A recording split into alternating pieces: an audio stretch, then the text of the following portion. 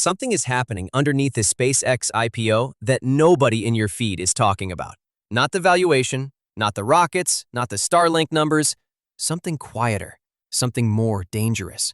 Right now, as millions of retail investors are watching the ticker climb and feeling like they are finally getting access to something real, a mechanism is running in the background.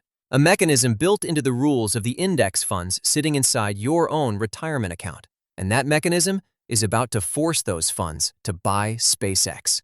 Not because a fund manager decided it was a good price, because a rule was rewritten, and the people who rewrote it knew exactly when this IPO was coming.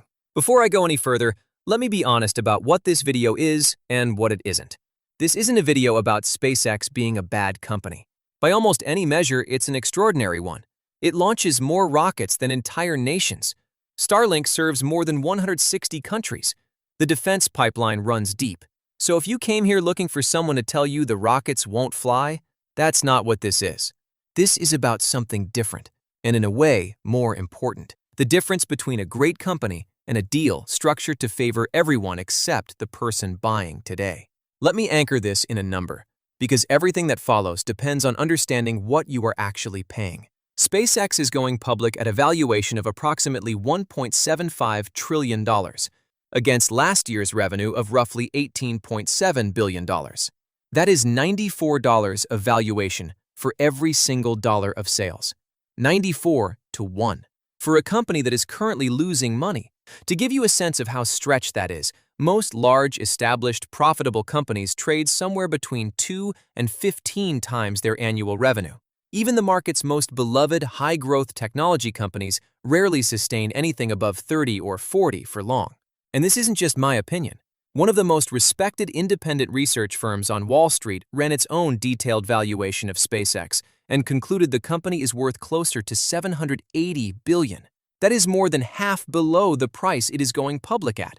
The valuation already assumes the future has arrived. When a company goes public, only a small slice of its shares actually start trading on day one. In SpaceX's case, that slice is about 5% of the company. The other 95% is still held by the people who got there first, the founders, the employees, the venture firms that funded SpaceX over the years. Those insiders aren't allowed to sell yet. They are contractually locked up. The reason is simple. If everyone who owned cheap shares could dump them on day one, the supply would crash the price instantly. So almost every big IPO uses what's called a lockup period, usually 180 days, to hold that supply back. SpaceX did something different, something more complicated, and a lot more deliberate. Instead of one standard lockup cliff at 180 days, SpaceX built something far more engineered, a staggered release schedule with 5 separate tranches, 2 additional cliffs tied to earnings reports, and 1 performance trigger tied directly to the share price itself. That last part is the one the headlines aren't covering. Here is what the prospectus actually says. If SPCX trades 30% above its IPO price for 5 out of any 10 consecutive trading days before the first quarterly earnings report, an additional 10% of insider shares unlock early. Read that one more time slowly. The IPO price is $135. 30% above that is $175.50. That is the threshold. And the futures market before trading even opened was already pricing SPCX at around $155. The trigger isn't sitting at some impossible height. It is roughly 13% above where the market already expects this stock to trade. One good week, that is all it takes. Let me show you the calendar. Today, June 12th, is day 0. SpaceX is now publicly traded. About 5% of the company is in the float. The rest is locked up. Now let's walk forward. Late August, day 70, first tranche. 7% of insider shares unlock. Mid-September, day 90, second tranche. Another 7%. Day 105, third tranche, 7%. Day 120, fourth tranche, 7%. Day 135, fifth tranche, 7%. That is 35% of insider shares releasing across 5 dates between late August and late October. But those are just the time-based unlocks. 2 earnings cliffs land in between them. The first fires 2 days after the Q2 earnings report, 20% unlocks. The second fires 2 days after the Q3 report, another 28%. Then December 9th, day 180, the standard expiration. Whatever remains unlocks. By mid-December, every restriction has lifted. That is the real timeline, not the opening price, the calendar. So why would SpaceX design a lockup like this? Why not use the standard 180-day cliff every other major IPO uses? The answer is that this schedule was built to do three specific things. And once you see what they are, the design stops looking neutral and starts looking deliberate. The first thing it does is avoid the cliff drop. When Rivian's lockup expired, the stock dropped 20% in a single day. When Uber's lockup expired, the stock hit an all-time low on the expiration date. Cliffs are brutal. Cliffs are visible. Cliffs make headlines. A staggered schedule diffuses that pressure across a dozen smaller dates that nobody outside the prospectus is going to track. The second thing it does is accelerate float growth. Every tranche that unlocks increases the publicly available supply. More supply means higher index eligibility. Higher index eligibility means more forced institutional buying pouring in automatically. The third thing it does is the part nobody is saying out loud. It gives insiders predictable exit windows on dates they could read in the prospectus from day one. None of this is secret. It is just buried. And buried is almost as good as hidden. Here is where the mechanism gets its real power. Under a rule change that took effect just before this IPO, companies can now be added to the NASDAQ 100 in as little as 15 trading days after listing. Not 3 months, 15 trading days, 3 calendar weeks. And the rule comes with something most investors have never heard of, a float multiplier. For companies with a free float below 20%, the index treats their float as if it were 3 times larger than it actually is. SpaceX's 5% float gets weighted as 15%. That means a tiny sliver of trading shares pulls a much bigger gravitational weight in the index than the math should normally allow. And there are well over $600 billion in funds tracking the NASDAQ 100. Every passive fund, every retirement account mirroring that index, forced to buy. Not because a manager chose SpaceX, because a rule was rewritten, and the buying arrives at exactly the moment the shares are scarcest and the price is highest. This isn't theory. The pattern has a history, and the history is consistent enough that ignoring it requires deliberate effort. Palantir went public in September of 2020. Retail enthusiasm pushed the stock from around $10 at listing to levels near $40 by early 2021. Then the lockup expired. Insiders, including Peter Thiel, sold tens of millions of shares into the premium retail had built. The stock fell 13% in a single session. The expiration date was printed in the prospectus from day one. Almost nobody buying at $38 was tracking it. Rivian went public in November of 2021. The opening day pop was extraordinary, up 22%. A lot of buyers took that as proof they needed to get in fast. 6 months later, the lockup expired. Ford disclosed it would sell its entire stake. The stock dropped 20% in a single day and fell 67% over the year that followed. Uber went public in May of 2019 at $45 a share. By the time its lockup expired in November, the stock had been struggling. On the very day insiders were finally allowed to sell, it hit an all-time low, sitting 40% below the IPO price on the expiration date itself. Snowflake used a staggered schedule, the closest analog to what SpaceX is doing. The final expiration week alone dragged the stock down about 11%. The pattern across all four is clean. The higher the speculative premium at the IPO, the more painful the expiration tends to be. SpaceX is going public at 94 times last year's revenue. The room for things to get rough is unusually wide. Now here is the part every headline will call a positive signal. Elon Musk committed to a 366-day lockup. He cannot sell a single share for a full year, not at day 70, not at day 90, not at the Q2 cliff, not at the Q3 cliff, not even if the performance trigger fires. He is locked out of all of it. And on its own terms, fair enough. The founder isn't dumping shares on day one. That matters. But here is the part that doesn't show up in those headlines.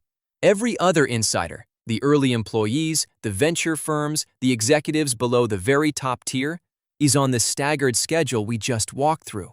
Their first chance to sell starts in roughly 70 days. Musk stays locked.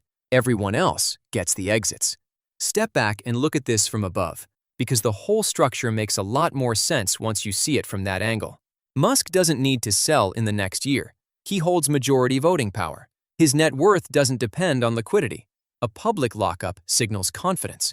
The early employees and venture firms do need to sell. They have been waiting years to convert paper gains into actual money. They have fund timelines and clients waiting on returns. So the deal lines up perfectly for both groups. The founder gets the credit for staying locked. Everyone else gets the timing windows to cash out. And the retail investor buying on their phone, watching the ticker climb, is the demand all those exits are pointed at. Same prospectus, same company. Two completely different deals depending on which side of the lockup you are standing on. So where does that leave you if you are genuinely drawn to this company? Because understanding the trap is not the same as saying never touch SpaceX. There are two loud options, and both of them are wrong. The first is to chase the hype. Buy today at the popped price right as the mechanism is doing its most powerful work. We have now seen step by step why that is the weakest seat in the house. The second is to write off the whole thing forever on principle, which throws out a genuinely remarkable business because the deal structure was unfair on day one. There is a third path. It is quieter. It costs you nothing but patience. And it is the only one where the math is actually working in your favor. Here are the dates worth marking, not for trading, for sanity checking the story as it unfolds. Late August through late October is the staggered tranche window. 5 dates, 7% each. The first earnings report lands somewhere between mid-July and late September. Watch what gets disclosed. Watch whether the performance trigger fired. The second earnings report arrives somewhere between mid-October and late December. Watch how the business is actually performing behind the story. And December 9th, day 180, the standard lockup expiration. The last of the insider supply becomes free to trade. By that date, the price will reflect 6 months of reality, not 3 weeks of mechanism. The third path requires only one thing, not prediction, not timing, not a Bloomberg terminal, just the willingness to wait while everyone else is sprinting. 6 months from now, the forced index buying will have finished executing. The staggered tranches will have released. The earnings reports will have landed. Real numbers will be on the record. The performance trigger window will have closed one way or the other. Every one of those events is a piece of genuine information replacing speculation. The price you see in December will be set by the business underneath, not by a mechanism running on a 15 trading day clock. That is the price worth deciding on, not the one on your screen right now. Here is the part worth holding on to long after this video ends. The best companies of the last few decades stayed viable for years after their IPOs. You did not have to own them on day one to do extraordinarily well. The market rewards the patient far more reliably than it rewards the early. The thing being sold to you today as a once-in-a-lifetime act now moment is almost always a stock that will still be there next quarter at a price set by reality instead of by a countdown clock. Urgency is a sales tool. Patience is a wealth tool. The market has never once rewarded someone for being in a hurry. That is the kind of thinking we build out for our members, the wealth logicians. Inside the vault, there is a full library of tools and breakdowns that take this same lens, the one we just used on the NASDAQ inclusion trap, and apply it to whatever is next on the calendar. The lockup tracker that maps the insider release schedule so the dates never sneak up on you. The float analysis tool that shows you how much of what you are buying is real supply and how much is a multiplier on paper. The expectations calculator that tells you exactly what growth rate any stock price is quietly demanding before you ever click buy. If that is the kind of thinking you want in your corner before the next mechanism fires, the vault is where it lives. Link is in the description. Great company, extraordinary story, a mechanism running underneath it that most buyers will never see until it has already finished running. Watch the opening day if you like. Watch the ticker climb. Watch the excitement build in your group chat. Just don't mistake the noise for a reason. Don't mistake the forced buying for conviction. Don't mistake the pop for proof. The number on the screen is loud. The calendar is quiet. The number on the screen fades in a day. The calendar runs for a year. Pick which one you let make your decision. That is the kind of thinking we build out for our members, the wealth logicians. Inside the vault, there is a full library of tools and breakdowns that take this same lens, the one we just used on the NASDAQ inclusion trap, and apply it to whatever is next on the calendar. The calculator that shows you exactly what growth rate any stock price is quietly demanding before you ever click buy. The lockup tracker that maps the insider release schedule so the dates don't sneak up on you. The float analysis tool that tells you how much of what you are buying is real supply and how much is a multiplier on paper. If that is the kind of thinking you want in your corner before the next mechanism fires, the vault is where it lives. But whether you ever touch the vault or not, take the habit with you. Great company. Extraordinary story. A mechanism running underneath it that most buyers will never see until it is already finished running. Watch the index inclusion window if you like. Just don't mistake the forced buying for a reason. The mechanism isn't an endorsement. It is a schedule, and schedules end.